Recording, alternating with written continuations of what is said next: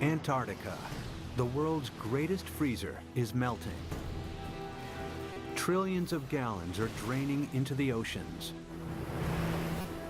Sea levels are rising.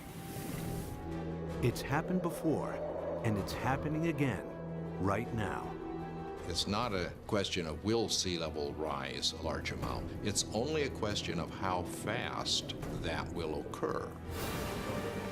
How will humans fight back before our cities are inundated?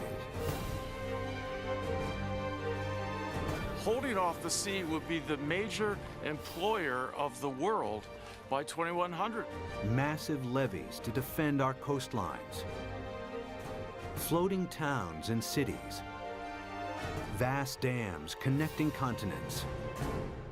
It's our greatest challenge yet, Earth underwater.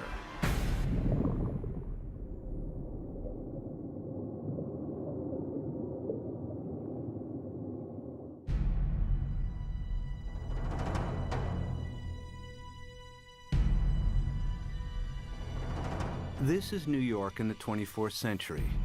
Sea levels have risen by 120 feet. Manhattan is flooded. What could cause such a terrifying scenario?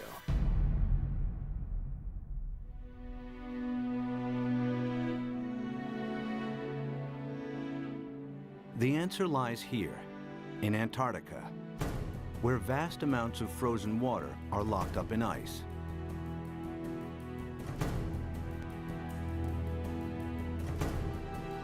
Some of Antarctica's ice sheets are more than 2 miles thick.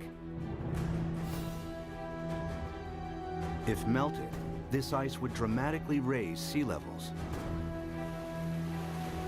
And the melting has already started. Taxi jacks complete.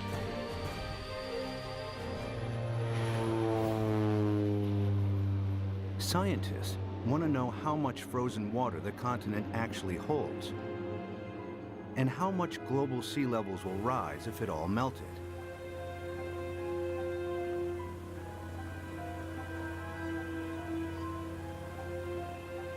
Specially equipped aircraft send radar beams deep into the ice, which reflect off the bedrock and measure the depth of the ice sheet.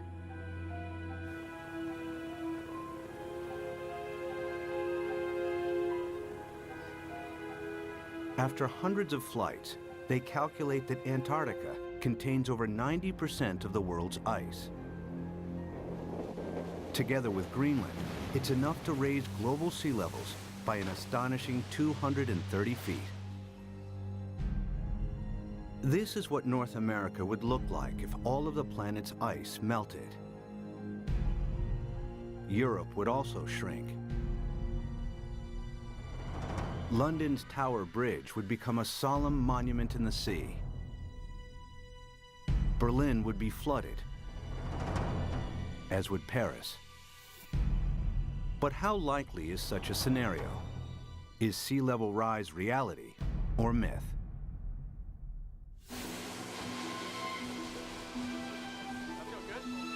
Professor Peter Ward is a paleontologist and astrobiologist. He's written extensively on the history of life on Earth.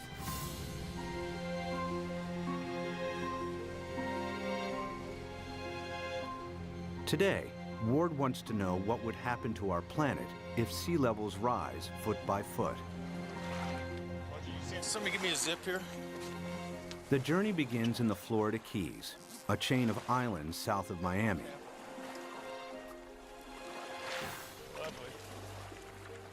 He's looking for clues from the past that may help predict the future of our planet. All right, guys, you want to go swimming? You ready?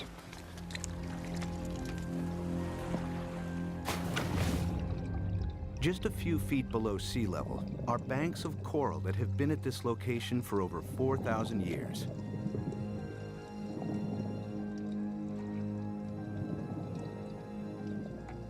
During this period, sea levels have been stable, not just in Florida, but around the world. Who's going swimming with me? Come on, boys. But it hasn't always been like this.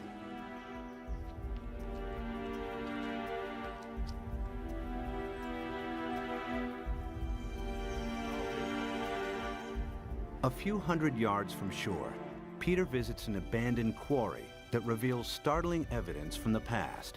Oh yeah, beauty. Nice. Look at this dude. Sitting right in growth position, grew straight up. Very nice. I came here at a very young 23 years of age. Our professor brought us to this quarry and said, this is a perfect reef, and it is. Look at this big coral sitting right in place. This is how corals grow straight up. And not very far offshore from us, we have these same corals living in place. And these things have to live in at least 10 feet of water. So we're sitting here. There's not been any volcanism. Nothing has lifted Florida up. How could you get this coral this high up in the air now, unless you had sea level, at least another 10 feet above this? It was the first indication to me that sea level, which I knew had gone down and come up, but I had never thought that it could be higher than it is now. If history repeats itself, our coastal cities would be inundated. Sea level rise is not a myth. It could happen again, just as it's happened before.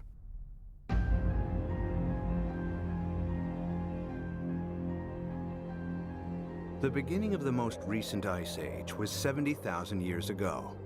The ice sheets expanded, the planet's landmass grew, and sea levels fell. Then temperatures rose again. The ice receded. Sea levels climbed and eventually settled at today's coastlines. But global temperatures are on the rise again. This time from humans burning huge amounts of fossil fuels. They produce CO2 and other greenhouse gases that heat up our atmosphere. Whenever global temperatures rise, sea levels follow. We have emitted so much carbon dioxide that the amount of carbon dioxide in our atmosphere has increased by about 1/3 in the last 100 years, and it is now higher than any time since at least 1 million years. We expect about 3, 4, even 5 degrees centigrade warming in this century. The warmer it gets, the faster the sea level rises. That means sea level rise will get faster and faster as we heat up the planet more. Of course, predicting future sea level rise is difficult, as the planet has never before experienced the dramatic increase in CO2 of the last 100 years. But Professor Rahmstorf's climate model predicts a maximum 6-foot sea level rise this century, as higher temperatures kick in.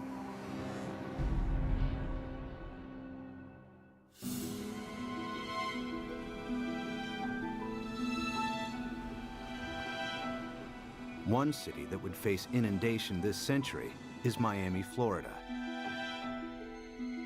Just a few feet above sea level, it has virtually no defenses against a rising ocean.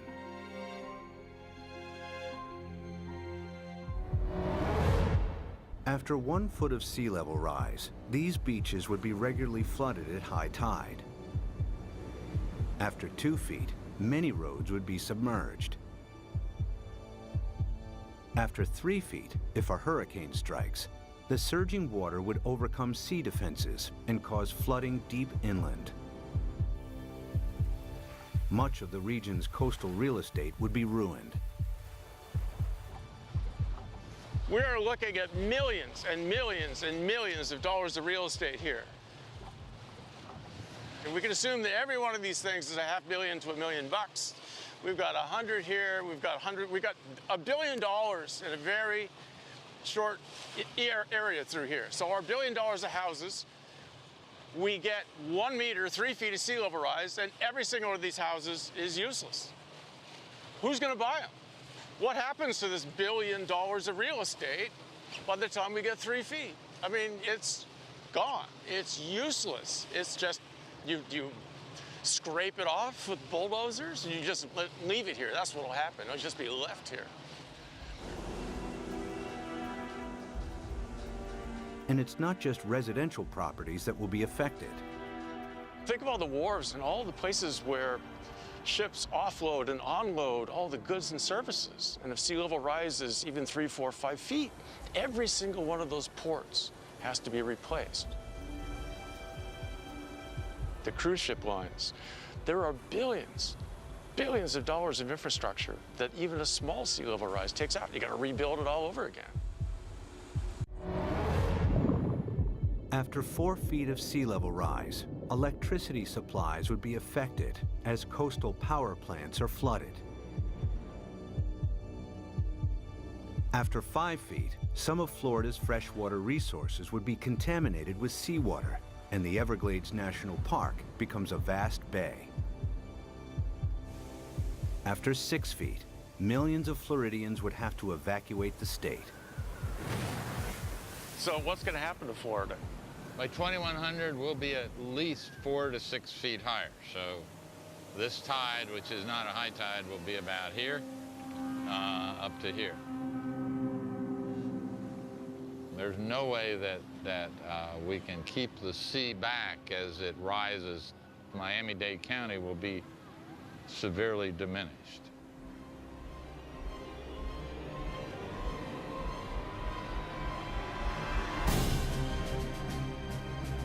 By 2100, after 6 feet of sea level rise, Miami would look like this.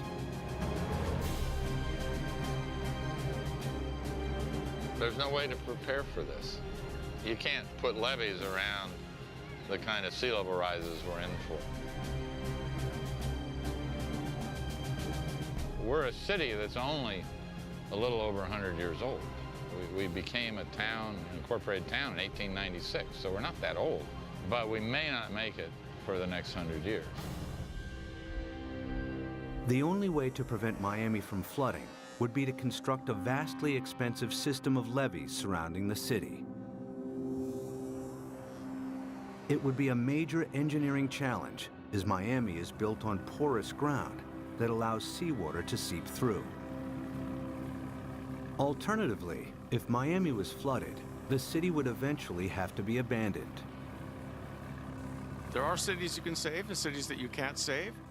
And the choices will be based on, can we dike it off, can we put it off, or is this too expensive, not worth the price, not worth the effort? One city determined to defend itself against the sea is New Orleans, Louisiana. During Hurricane Katrina in 2005, large parts of New Orleans were flooded after a storm surge raised sea levels by 20 feet.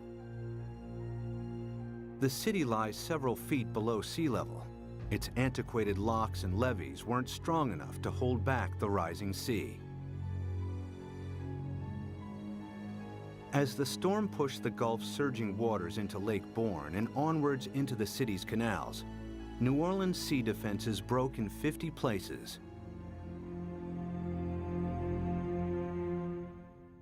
We had some levee and flood wall failures in the hurricane system, and the combination of that overtopping of the levees and the flood walls that failed caused massive flooding throughout the city. About 80% of the city of New Orleans was flooded following Hurricane Katrina.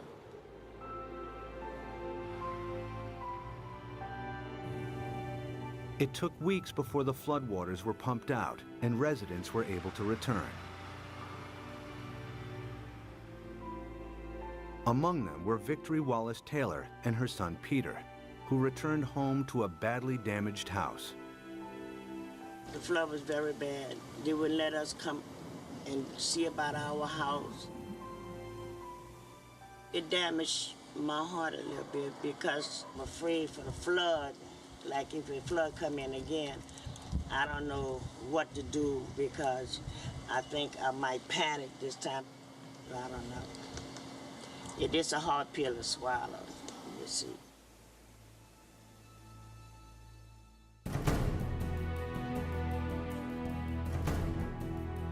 To prevent New Orleans from flooding again, the U.S. government is investing billions of dollars in the city's sea defenses. Along the riverbanks, the U.S. Army Corps of Engineers is strengthening New Orleans' levees and locks. Their work here provides future insight into the kinds of construction that may be needed to protect coastal cities around the world against rising sea levels. We learned a lot of key lessons, and some of the key lessons learned were incorporated into the designs for the Greater New Orleans Hurricane Storm Damage Risk Reduction System. And that system is a series of many different aspects. It has flood walls, it has pump stations, it has levees. There's the series that we call the multiple lines of defense. New Orleans defense takes a unique approach against the rising water by confronting the enemy itself. The flood surge that broke its sea defenses approached the city from Lake Borgne, a lagoon east of New Orleans. It's here where the U.S. Army Corps of Engineers is focusing its efforts. What we've done now is we moved the defense of the city out. We're about 12 miles from downtown, about 8 miles away from the Ninth Ward, which is flooded. What we've done is we moved the protection from downtown, the heart of the city, left it in there, improved it. We've moved all the way out here, 8 miles out to the edge of Lake Borgne, where we now have this brand new structure which works as a primary line of defense. New Orleans is made up of the best topsoil from the United States that came down the Mississippi River and built up down here. However, back in graduate school, the whole idea was that the better it is to grow something on, the worse it is to build on. Well, this is the topsoil of the nation down here, so it's the worst possible stuff to build in. What you see behind me is the Hawken. It is a pile-driving crane brought in from Seattle, Washington, across the Pacific Ocean, down to the Panama Canal to New Orleans to build this particular gate and the barge gate. And what we've had to do is go down 60 feet through the newer material down to the old Pleistocene clay, and that is our basis. So the main wall itself goes down to minus 130 feet, and the batter piles that brace it are down to 190 feet. All tall buildings in New Orleans, the dome, everything is based upon piles. The new seawall also has to allow ships to pass through.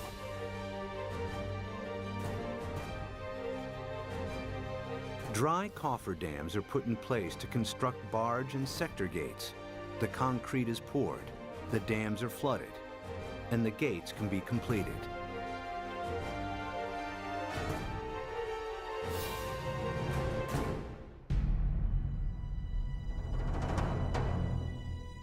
New Orleans' new sea defenses are costing the taxpayer a hefty $15 billion.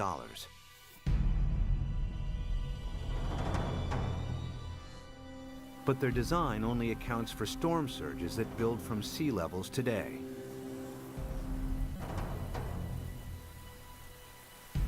If sea levels rise by 6 feet, any storm surge would be higher as well, and the city's sea defenses would have to be heightened at an even greater cost. Not every country can afford to spend billions on sea defenses. In Bangladesh, many of its 150 million inhabitants live at or just above sea level. Merely 3 feet of sea level rise will have a devastating effect on the country's population. Turns out the area of the world that would be most vulnerable to sea level rise would be Asia. The rice-growing river deltas in Asia that are very close to sea level. Even a modest 3-foot rise would put half the rice land in Bangladesh underwater. Bangladesh has over 100 to 120 million people, and that number is rising fast. A great deal of its land just simply gets covered by water. And again, once you have salt water coming up, it's not just the land that's covered, it's the intrusion of salt. Even a 3-foot sea level rise wipes out half its rice crop. Their population's going up 1/3, and their land is being shrunk by 1/3. You know, you do the math. It's a catastrophe coming at us. Much of Bangladesh is a vast muddy delta that can't be defended. 6 feet of sea level rise spells disaster. It would displace millions, probably at least a few tens of millions of people. Where are they going to go? India's already built a wall between India and Bangladesh. They're anticipating there are going to be a lot of Bangladeshis starting to move, looking for a place to go, and Bangladesh itself is already one of the most densely populated countries on Earth. And then there are another 18 or 20 rice-growing river deltas in Asia, the Irrawaddy in Burma, the Pearl River Delta in China, and so forth, that would be affected in varying degrees by the rise in sea level. By the end of the century, cities and coastlines around the world will be under siege from the rising tides. Everywhere, people will be building levees and sea defenses to fight back.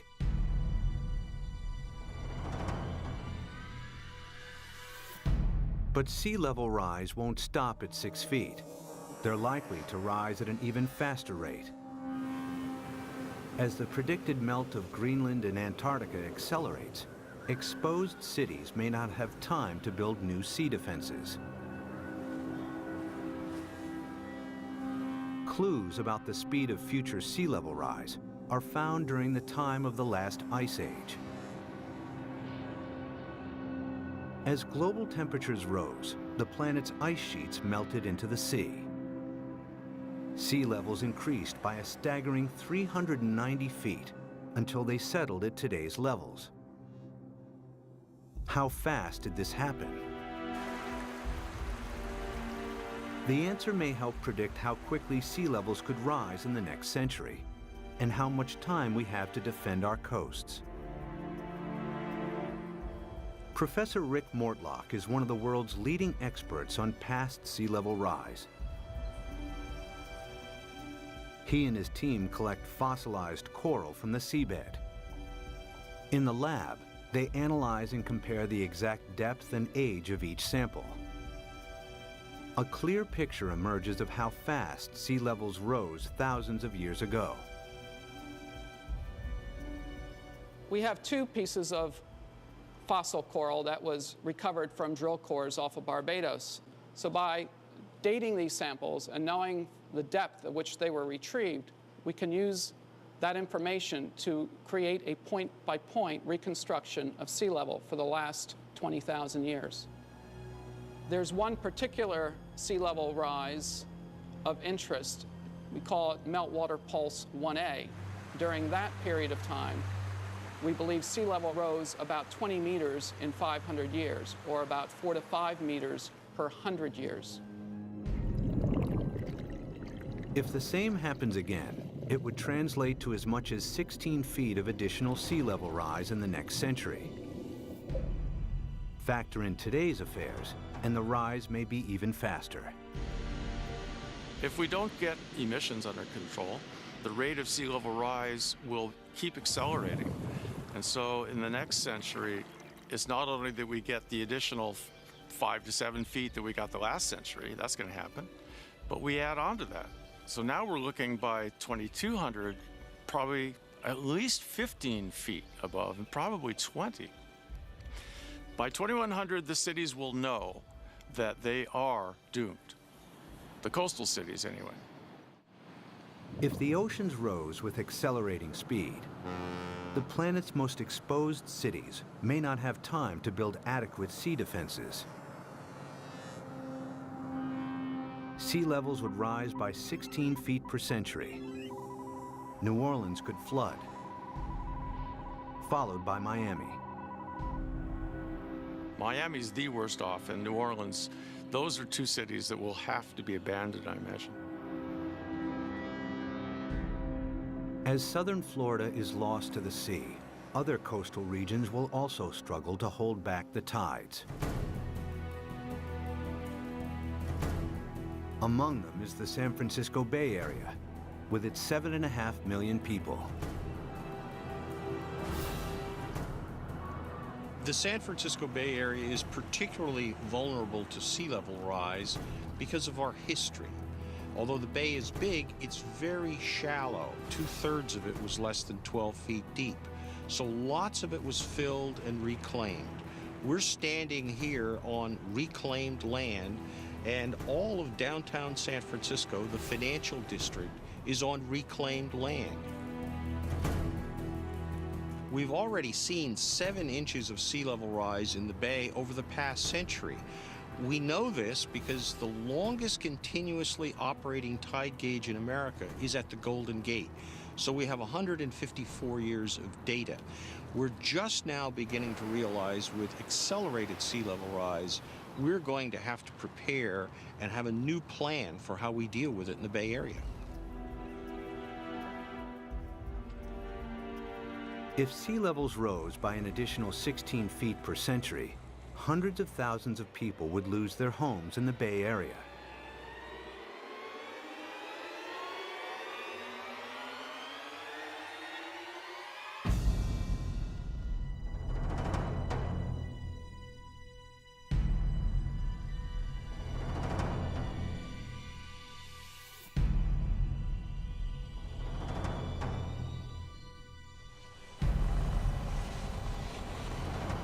To protect San Francisco Bay, levees would have to be built on a massive scale. The silver lining is the engineering will create so many jobs. Holding off the sea will be the major employer of the world by 2100, I think. This is going to be worldwide. We're going to have a damn revolution. The bay's entire coastline would have to be defended with levees in order to protect it. But in the east, the Sacramento-San Joaquin Delta would remain vulnerable because it's at or below sea level. The Delta has some of America's most fertile farmland. The most important part is food.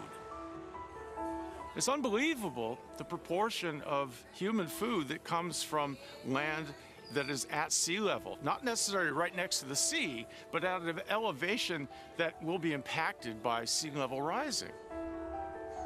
Sea level rises a little, all those fields next to it, even if they're not covered by the sea, are rendered useless for human crops by the sea. If the Delta and its farmland were lost to the sea, California's food supply would be in jeopardy. The Delta is also one of the main sources of fresh water on the American West Coast. This is the hub of California's water supply. 26 million people drink water that comes from this estuary. That's a huge number. 2/3 of the population of California gets water from this estuary. If you raise sea level even a foot, you know, which in our mind isn't all, as geologists, that doesn't seem like much, yeah, but that's common, yeah. If you raise sea level a foot, the work that we've done suggests that you will salt up this end of the Delta, even if the levees all stay together, even if they don't fail. If sea levels rise by 6 feet this century, local rivers will be contaminated with salt, and California's main fresh water supply will be lost. In the next century, after an additional 16 feet, the entire Delta will be claimed by the sea.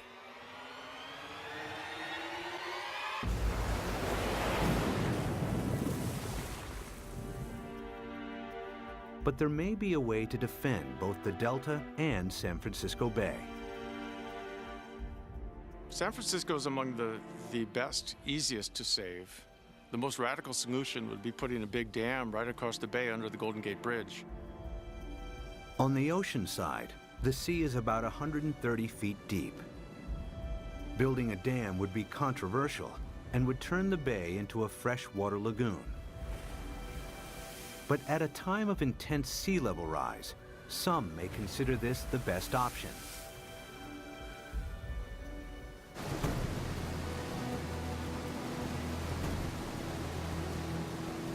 Using cutting-edge technology, huge dredgers could pick up sand from the seabed nearby and deposit it as the dam's foundation.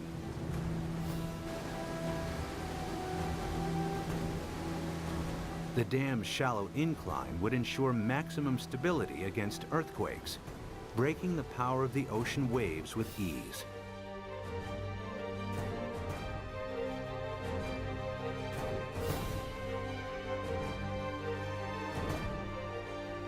Vast pipes and pumps would be installed to keep the bay's river water flowing out to sea.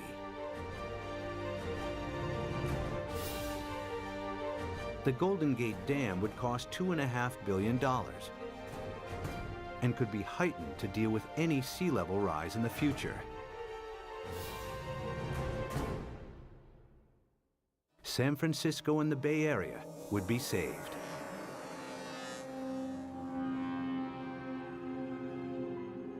One region that may benefit from the U.S.'s sea defenses is the Mediterranean. It's flanked by countries both rich and poor that have thousands of years of history. The Mediterranean has a unique feature, a narrowing at its mouth. The Straits of Gibraltar are between 10 and 20 miles wide, stretching from southern Spain to Africa. A dam could keep the rising water of the Atlantic separate from the Mediterranean. There's been a plan since World War II, for instance, to put a dam between the Rock of Gibraltar and Morocco on the African side. A dam big enough that sea level rise does not affect the Mediterranean. But building a dam here has one major drawback. Every year, the Mediterranean loses 2 feet of sea level through evaporation that is compensated by the inflow of water from the Atlantic. The dam would cut this off. In the case that you build a dam in the Gibraltar Straits, there will not be the flow of water from the Atlantic. So in the case that you cut the flow, so there will be a evaporation, there will not be compensation, and there will be a permanent drop of the water level. After years of evaporation, the Mediterranean would turn into a stagnant saltwater lake. Eventually, the sea would dry out. And if then the sea level would rise, let's say another... Sea defense engineer Peter Janssen maps out possible solutions on how to keep the Atlantic flowing while building the world's largest super dam. I looked at the surroundings. I looked at what may be required to make a closure. And then, well, I thought it may be feasible.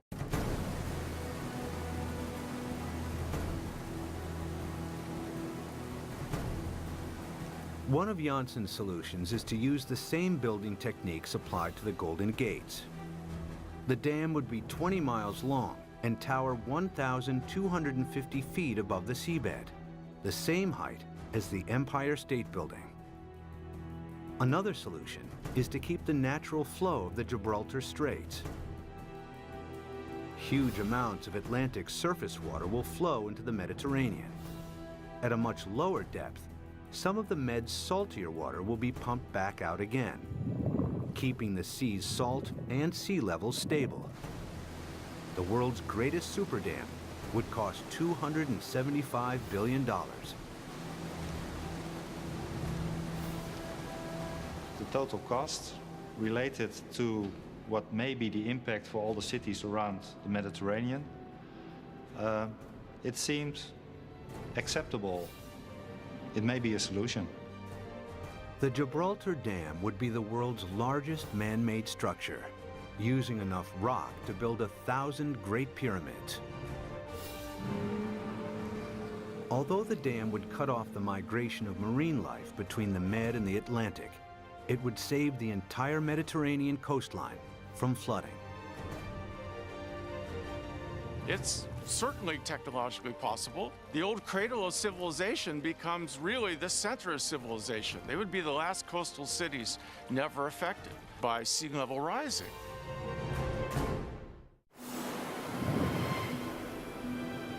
By the end of the next century, sea levels could rise by nearly 22 feet. Some cities may be saved through the construction of super dams. Others that can't be defended are lost to the sea. Exposed countries too poor to build defenses are flooded. Around the world, hundreds of millions are displaced. It's likely that by the 23rd century, the ice sheets will melt at an even faster rate, and that the oceans will rise with increasing speed. The planet's growing population and a continuing hunger for cheap energy could make it worse. The problem that I see again is the number of people. Every new person is going to want housing. Every new person is going to need food, obviously, and want transportation. Let's say that all of us cut our gas emissions. So 6.5 billion of us cut down by a third all our usage, and then we raise the population by a third. All those new people are just adding back to what we've cut away. Some scientists believe that our CO2 levels could quadruple over the next centuries. It would mean reaching CO2 levels last seen over 50 million years ago, when there was no ice on the planet and when sea levels were more than 230 feet higher than today. In the worst case, if we are so foolish as to burn all the fossil fuels so that carbon dioxide increases to more than 1,000 parts per million, then there's no question we will melt all the ice on the planet, which would mean a 75-meter or almost 250-foot rise in sea level. It's not millennia. It's not going to take thousands of years. The forcing of humans is so large that it will do the whole job within a timescale of centuries, I believe. This is the worst-case scenario. CO2 levels triple, global temperatures dramatically increase, and the Antarctic rapidly melts. The world's coastlines are eroded as sea levels rise by an additional 50 feet by the end of the 23rd century. One rich city that would struggle to defend itself is London, Western Europe's largest metropolis. Its main river, the Thames, is tidal, and water levels vary by up to 22 feet. The Thames barrier defends the city against storm surges from the sea. If a tide is unusually high, the barrier closes its gates, and inner London is protected. If sea levels rise by 6 feet, the barrier would have to be replaced by a huge seawall upstream. But if they rise by 50 feet per century, there may not be enough time to build adequate sea defenses. It would be a disastrous situation. It would mean you simply can't inhabit the coastal areas because you will have a continually changing sea level. So we really do not want to go down that path.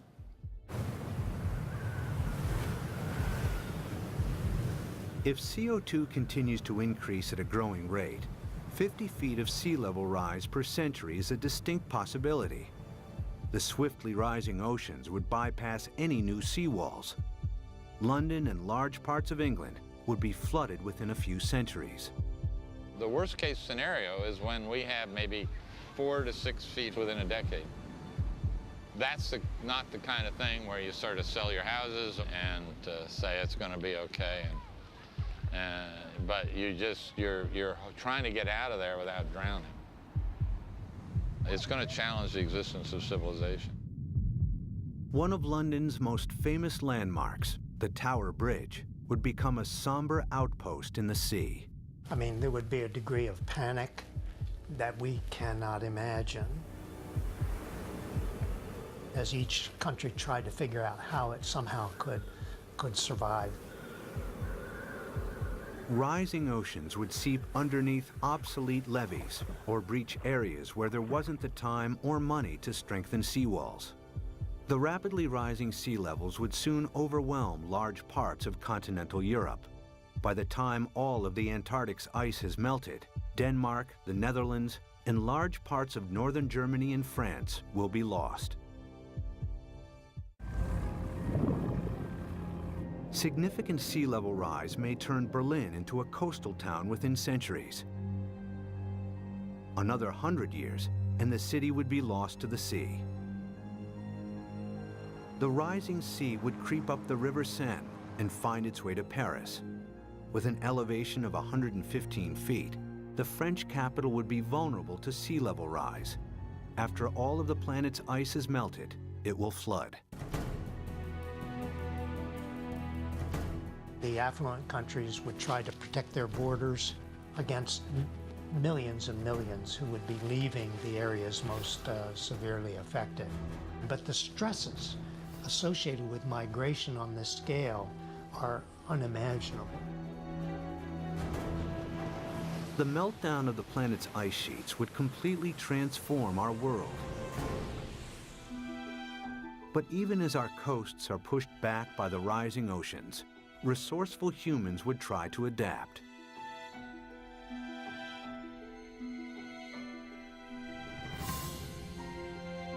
There are already plans to rescue New York.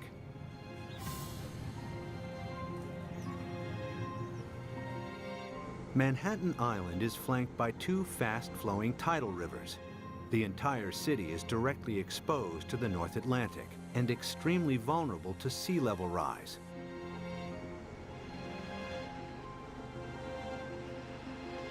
Professor Malcolm Bowman is an oceanographer and expert on the effects of sea level rise in New York.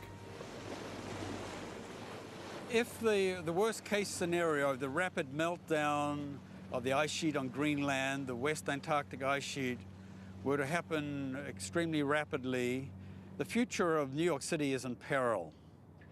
So the city has two options. One, either build massive defenses, or two, start evacuating the city and its population to higher ground. The flooding of New York's underground installations would only be the first in a series of catastrophic events. After the first 6 feet of sea level rise, parts of lower Manhattan would be submerged. If sea levels rise by 50 feet, the water would move into Times Square. Behind me is the Manhattan Bridge, with sea levels rising 250 feet. That bridge would have seawater lapping around the roadway.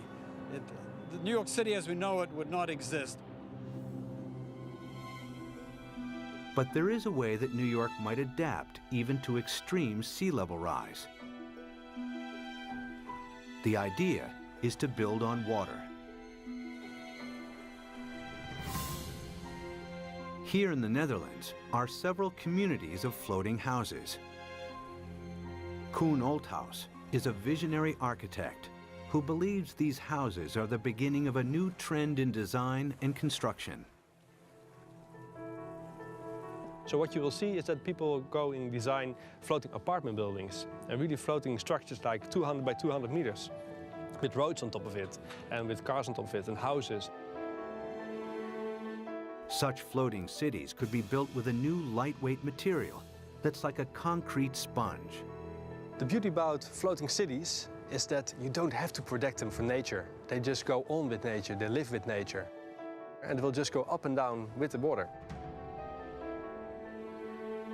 Olthaus has designed a seawall to protect Manhattan, with floating districts attached to it. New York, we're going to build a new Wall Street around it, around Manhattan. So we can redesign the city around it, or even having floating leisure around it, floating agriculture. A floating New York is still in the concept stage. But one day, this may be the solution for hundreds of coastal cities facing inundation. The best silver lining of the whole thing to me is that it will require a united world. A world war against sea level will have to bring all of the squabbling governments to act together. The sea doesn't care what your national boundary is. It's an equal opportunity flooder. We will have to, as a planet, come at this in a united fashion. Whether it's the construction of massive seawalls or super dams, sea level rise will happen. The question is not if, but how fast and how much our oceans will rise. Much will depend on our own CO2 emissions. Humans will need all their ingenuity to meet the world's greatest challenge yet. when 7 p.m. feels like this, you must be watching the National Geographic Channel.